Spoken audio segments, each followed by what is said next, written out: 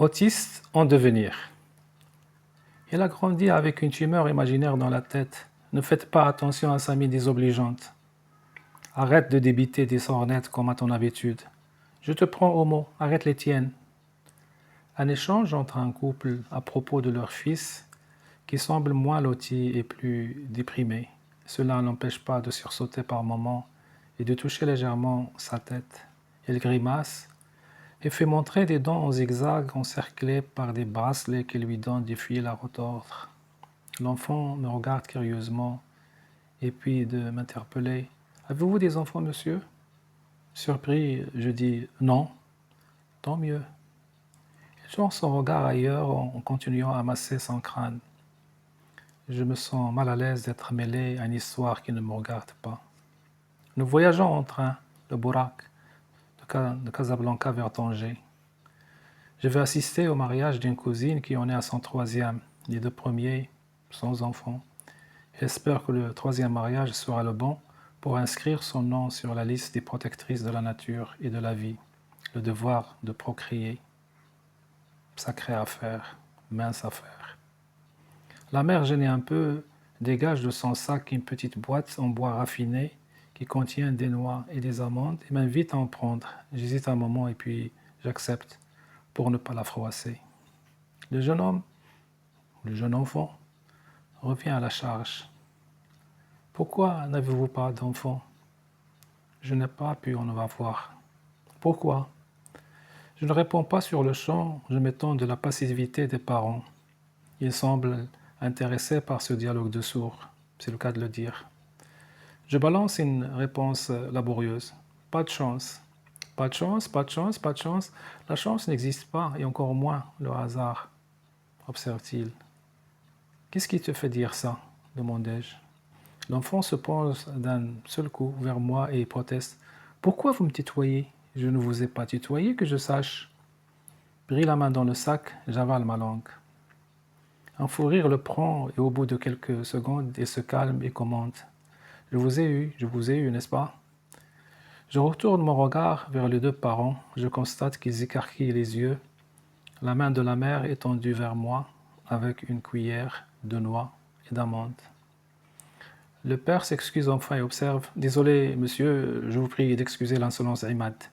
Cela fait une éternité qu'il ne parle plus. Alors, Imad, le fils, l'interrompt. Je m'appelle Imad. Je m'appelle Imad. Je déteste ce prénom. Oh, je ne suis pas muet. Mes parents ne veulent pas comprendre qu'ils n'ont aucun droit sur moi.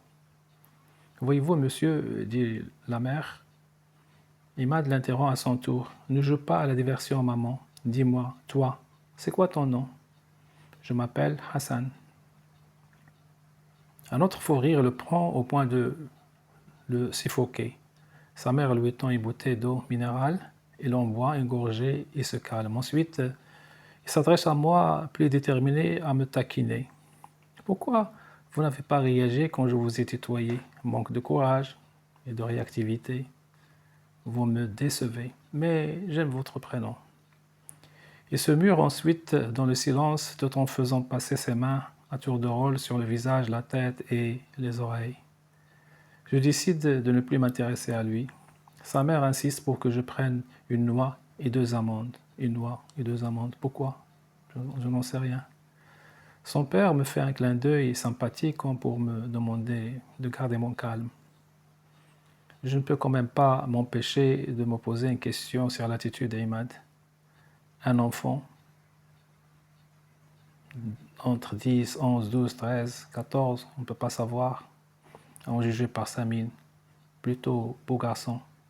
Subitement, Imad commence à s'agiter et d'un coup de main expéditif arrache la boîte en bois de la main de sa mère.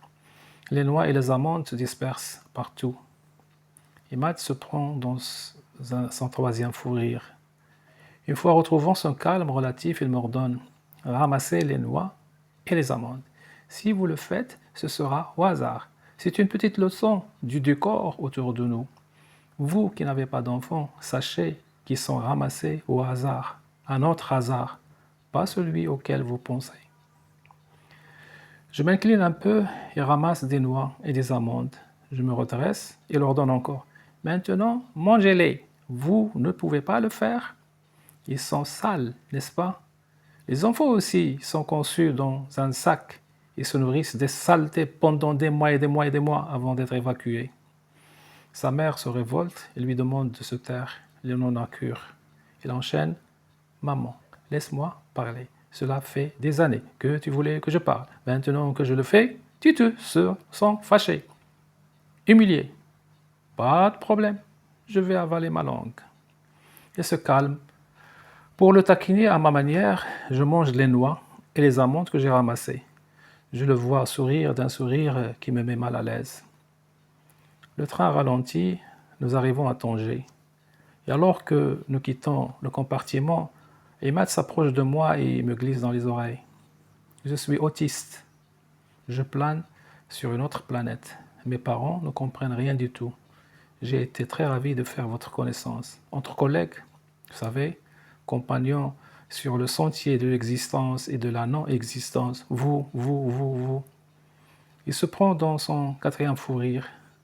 Je reste cloué au sol. Quoi? Moi, autiste? C'est le monde à l'envers. Je reviens à la réalité et je constate qu'Imad est grand, de taille. Il me fait un clin d'œil et un signe de revoir. Et au fur et à mesure qu'il avance, je le vois grandir avant qu'il ne se noie dans la foule. Depuis des mois, je ne dors plus normalement. Souvent, je suis victime d'une insomnie terrible. L'image d'Imad ne me quitte plus. Puis, je vais voir le docteur Samantha, mon ophtalmo, pour un contrôle de routine. Il m'examine longuement et me demande de faire des tests auprès d'un neurologue, d'un ORL et d'un cardiologue. Je commence à voir noir. Des jours d'attente pour recevoir les résultats des tests envoyés outre-mer. Mon ophtalmo m'appelle et me demande de passer d'urgence au cabinet. Je crains le pire. Il m'accueille, l'air jovial. Rien de particulier. Je voulais juste vérifier si vous aviez des antécédents de perte de mémoire passagère, amnésie partielle, comme on dit. Depuis 3 ans déjà, j'ai constaté que vous répondiez vaguement à mes questions. Cela ne vous ressemblait pas. Maintenant, au vu des résultats et des tests et des entretiens avec mes collègues de différentes spécialités, je crains que vous ne soyez un autiste pur sang. Vraiment, un autiste pur sang. Je reste bouche bée. Il me prend la main et ajoute « J'ai pris soin de poser des questions à tes parents et à tes sœurs. Leurs réponses me confirment que vous avez de l'autisme au sein de la famille. Un autisme spécial, pour ainsi dire, jamais diagnostiqué auparavant. Je crains que vous n'alliez devenir un cobaye de tonnerre pour notre équipe de recherche multidisciplinaire. Évidemment, si vous vous portez candidat. » Il me tapote les épaules et d'ajouter « Ne faites pas cette tête, ne faites pas cette tête. L'autisme n'est pas une anomalie, ce n'est pas une maladie. C'est une autre perception du monde, une autre dimension, une autre lecture de l'univers. » Emad aurait raison donc, je me suis dit, sans faire attention à mes propos. Emad qui? Demande docteur Samantha. Emad, oh Emad, il rencontre une vision, une autre dimension, une autre lecture de l'univers. La doctoresse réplique en riant, faisant montrer de belles dents que je vois pour la première fois. J'ai dit autiste, mais pas perroquet, se moque-t-elle. Je quitte le cabinet et je décide de passer la nuit dans un hôtel du quartier.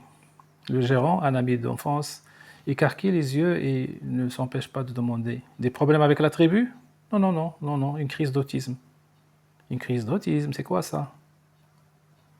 Je ne réponds pas. Il me donne une chambre qui donne sur la mer. Ce soir-là, je décide de regagner la dimension qui est la mienne. Peut-être les vagues de l'océan me feront-elles parvenir un message d'interstellaire envoyé par Imad.